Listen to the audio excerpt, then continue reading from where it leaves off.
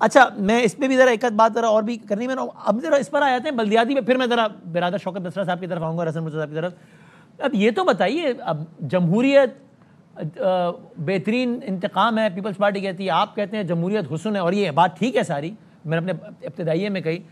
جمہوریت کی روح بلدیاتی الیکشن ہوتی ہے. بلدیاتی الیکشن غیر جماعتی بنیاد پہ کرانے کی کیوں خواہاں ہے پنجاب گورنمنٹ؟ یہ تو ضیاء صاحب کی یاد تازہ کر دی آپ نے. پھر وہی جو چیز انڈر ڈسکشن ہے اس پہ کیا کومنٹ کرنا وسیم. لیکن یہ میں آپ کو یہ بتاؤں کہ جو تاخیر کے حوالے سے آپ نے اپنے ابتدائیے میں کہا کہ تاخیر ہے اور ہم نے کوئی حربے استعمال کیے ہیں، آپ دیکھ لیں کہ جب میڈم سی ایم نے چارج سنبھالا بطور چیف منسٹر پنجاب، اس وقت پنجاب میں صورتحال کیا تھی؟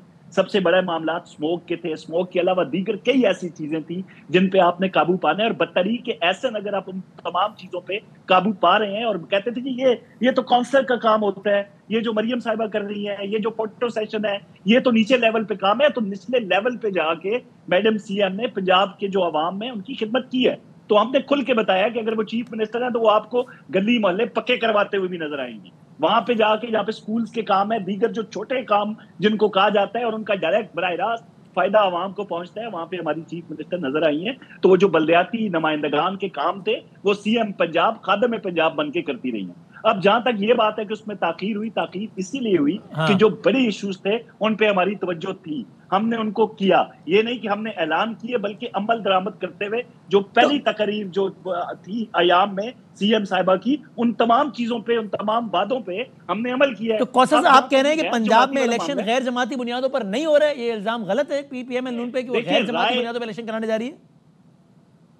اگر کسی نے اپنی رائے دی ہے تو اس رائے پہ تمام ایک متفقہ لائے عمل اختیار کیا جائے گا. یہ تو نہیں ہو سکتا کہ ایک کسی فرد واحد کی کوئی رائے ہے تو وہ منوان اس پہ لاگو اور اس پہ عمل درآمد ہوگا. ایسا نہیں ہے. رائے آتی ہے، پھر اس پہ اتفاق رائے کی ضرورت ہوتی ہے، اور ایکٹ بن گیا ہے، ایکٹ پہ گورنر نے دستخط کر دیے، پیپلز پارٹی نے کہہ دیا ہے کہ یہ مناسب تو نہیں ہے لیکن ہم کر رہے ہیں دستخط. ویسے تو جمہوریت کے خلاف، یہ تو بات یہاں تک پہنچ گئی ہے کوثر صاحب.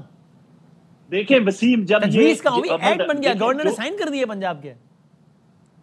پنجاب نے سائن کر دیے. تمام جماعتوں کے جو ہمارے اتحادی ہیں ان کی مشاورت کے بعد یہ معاملات ہوئے ہیں. اس میں ایسی بات نہیں ہے. انڈر ڈسکشن تو نہ ہوا نا، پھر 13 اکتوبر کو منظور ہو گیا ہے، آج 22 اکتوبر ہے. دیکھیں نا، کوئی بندہ جب اختلاف رائے کرے گا وسیم، اگر کوئی کر سکتا ہے جو ہمارے اتحادی ہیں، تو یہ نہیں کہ یہ حرف آخر ہے. ایسا نہیں ہے. اگر آپ کے پاس جو ہمارے اتحادی ہیں، دیگر جماعتیں ہیں، ان کے پاس بہتر آراء ہیں، مشورہ ہے، تو اس پہ عمل درآمد ہو سکتا ہے. اس اجلاس میں اپوزیشن کی جانب سے بلدیاتی بل پر دی گئی تمام تجاویز کو مسترد کر دیا گیا. اتفاق ہے کہ اپوزیشن نے ایک بھی ڈھنگ کی تجویز نہیں دی آپ لوگوں کے خیال میں جو ایک بھی منظور ہو جاتی؟ نہیں. دیکھیں وسیم، اگر جا کے آئندہ یہ غیر جماعتی بنیادوں پر اگر الیکشن ہوتے ہیں، لوگ منتخب ہوتے ہیں، کام کرتے ہیں، عوام کی خدمت ہوتی ہے، پھر الزام اور بہتان تو نہ لگائیں کہ اس میں بدنیتی جو ہے وہ مسلم لیگ نون کی ہے، کہ آئندہ جو پھر آپ اس میں جو مرضی شامل ہو جائیں جماعت میں. تو پہلے یہ کیوں ہوتا ہے کہ جو نیگیٹو، جو منفی پہلو میں نے تو یہ کہا کہ ایک رائے یہ ہے. اچھا رائے تو بہرحال میری بھی ہے، چلا الزام رائے. اچھا تو پھر ایسا کرنا کوثر بھائی، پھر آپ یہ کہیں نا کہ جی آپ آنکھوں میں آنکھیں ڈال کے کہیں کیمرے کی کہ بدامی صاحب بالکل غیر جماعتی انتخابات بہترین طرز انتخاب ہے اور یہی ہونا چاہیے بلدیاتی میں. بسم اللہ کہیے آپ، ہم ٹکر چلاتے ہیں. اگر میں ایف اینڈ بٹس کے ساتھ بات کروں گا یہاں پہ وسیم، میں کھل کے وہ کہتے ہیں آپ کے معصومانہ سوال، اپوزیشن کی تجاویز منظور مسترد ہوئی ہیں، آپ کی منظور ہوئی ہیں، گورنر نے ایکٹ پہ سائن کر دیا، اب کیڑا ایف اینڈ بٹ رہ گیا ہے جی؟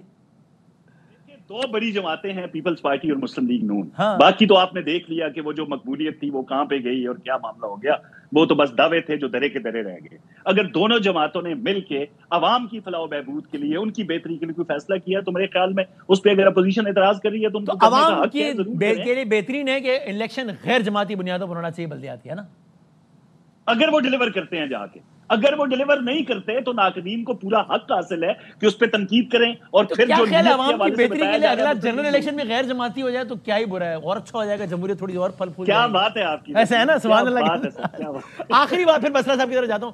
آپ کہہ رہے ہیں بھائی یہ الزام نہ لگائیں. الزام تو میں نہیں لگا رہا، تجزیہ بالکل ضرور ہے، غلط ہو سکتا ہے، صحیح ہوتا ہے کہ بھائی 30 دن کے اندر کوئی بھی کسی بھی جماعت میں شامل ہو سکتا ہے. یہ اس وجہ سے رکھا گیا ہے تاکہ پی ٹی آئی کے جو آزاد ہوں ان کو شامل کر لیا جائے. یہ تجزیہ ہے، غلط ہو سکتا ہے. آپ بتائیے کہ اس کے پیچھے یہ تو آپ کی نظر میں تو یہ غلط الزام ہے، تو یہ اس کے پیچھے پر منطق ذرا سمجھائیے کہ جو بھی منتخب ہو جائے وہ 30 دن میں کسی جماعت میں چلا جائے. کیا منطق ہے، کیوں کیا ایسا؟